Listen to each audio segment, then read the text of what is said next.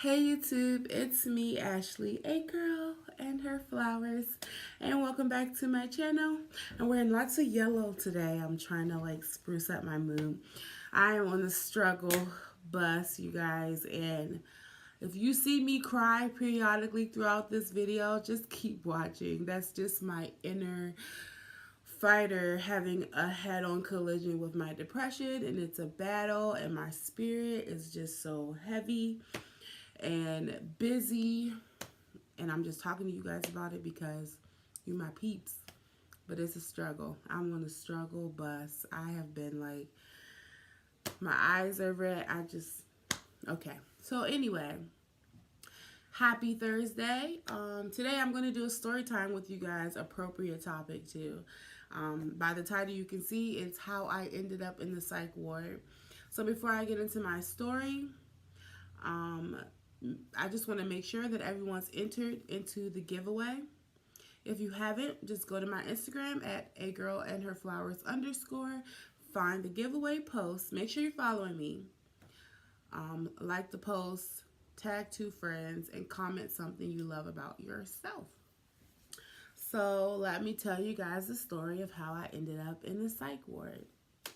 So it was April of 2015, and I was living in Mount Pleasant, Michigan. It was like my first year, right after my first year of being 500 miles away from my family, and I was struggling. So I was living in Mount Pleasant, Michigan.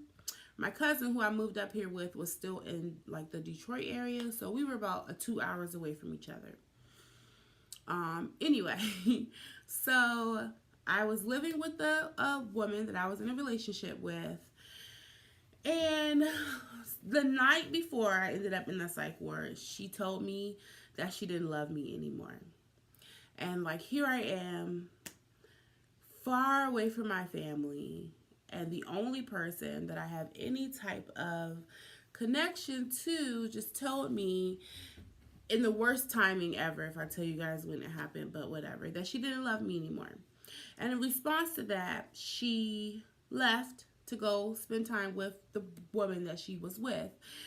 And she stayed there all night.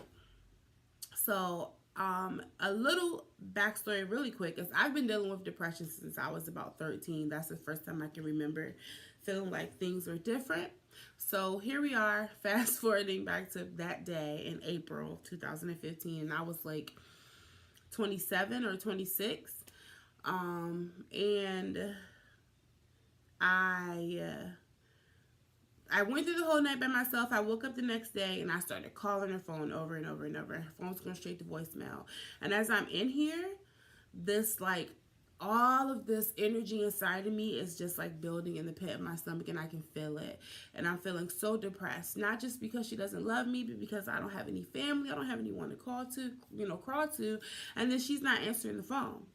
So I'm sitting on the couch and self-harm is happening, and I realized in that moment that I was okay with the idea of dying. And then Caden ran past me, and I realized I had to live, and I had to do something.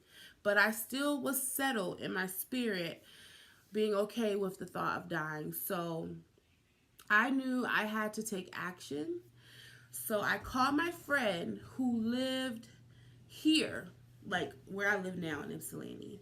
And I called her and I said, look, I'm in here alone with Caden, and I'm okay if I die right now. So I need you to come and get me. So she gets in her car almost immediately and drives 2 hours to me. And in this meantime, I'm still calling my ex, but I'm packing all of my stuff and I'm putting it on the back porch. Literally within 5 minutes of my friend pulling up, my ex comes, and most of the stuff is in the car. And I think I said something to her and I walked out the door, and I had taken everything. And I got in the car and we took this 2-hour drive back to this area, and I was very silent. It was a very really thought processing moment. I was doing a lot of thinking. And so we went to Arby's, and we're sitting in the lobby, we're eating, and I call my mom and I tell her how I'm feeling. And my mom, I don't think my family has a lot of experience with mental health, so my mom just told me to write in a journal. And I'm sure she didn't understand how I was feeling at that moment. She just told me, to write it out and everything's going to be okay. So when I got off the phone with her, I knew that that was like not a solution. So I was going to have to do something a little more drastic. So I had my friend take me to the hospital, to the emergency room. And I sat in there and I talked to the nurses. Oh, let me move a little closer to you guys. I talked to the nurses. I talked about what was going on and how I felt. And the doctor came in and he said, either you're going to commit yourself voluntarily or we're going to commit you involuntarily. So without a doubt, I just said, okay. I got to see my baby. They took him away and I was wheeled up to the psychiatric ward. And that is how I ended up in the psychiatric ward. But let me just say this, since I'm on this mental health topic and I really wanted to just be a real chill day with you guys. That time that I spent there, I learned so much. I was probably the youngest, one of the youngest people there. And we did group therapy and we had one-on-one sessions with the psychiatrist. And we had animal therapy. We went outside and we had no phones, no contact. We got visitors for about an hour. And my time there, I learned so much about myself. And the most important thing that I did learn was that you cannot let depression or anxiety or anything beat you down, because there is something. And my journey has not been an easy one. Trust me, I don't feel this way every day. But I went through Zoloft, to like one depression medication, to Celexa, to Wellbutrin, to Wellbutrin XL, to having a combination of Wellbutrin and Celexa, which is what I'm on. This is not an easy journey for me, finding my balance, finding a balance for the chemicals in my brain that are causing me to feel this way. So I'm not here to tell you that this is an easy process. But what I'm telling you is it deserves a hard fight. You can't give up on yourself. And this is me talking to me, and this is me talking to you. You cannot give up on yourself. There's something. You gotta find it in the pits of your soul. What it is that you need to be here for, you gotta be here for something. You can't go. You cannot give up this fight. You can't. And you fight it all the way until it's weakened by you. You gotta fight it until the point that when depression sees you, it cowers.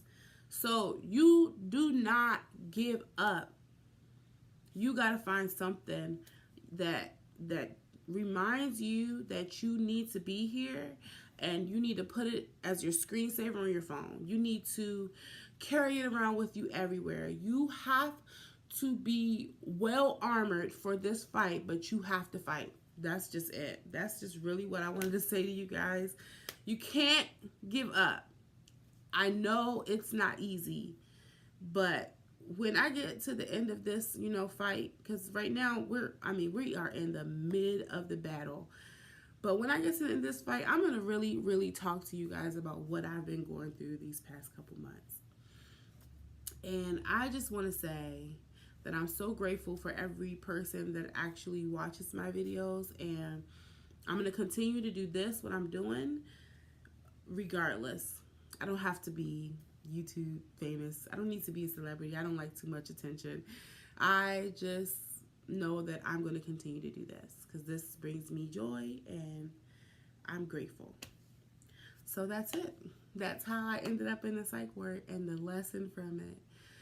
So, yeah. You guys have an amazing day, and I'll see you Sunday.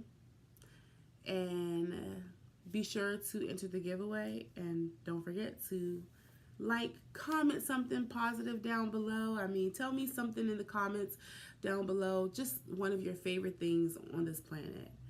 Tell me what it is. Is it the water? Is it, you know, a specific flower every time you see it, you smile? Tell me what it is. Bring all the positivity here. And you guys have a great weekend and have a great week and just rock it out. So until Sunday, until next time. Mwah.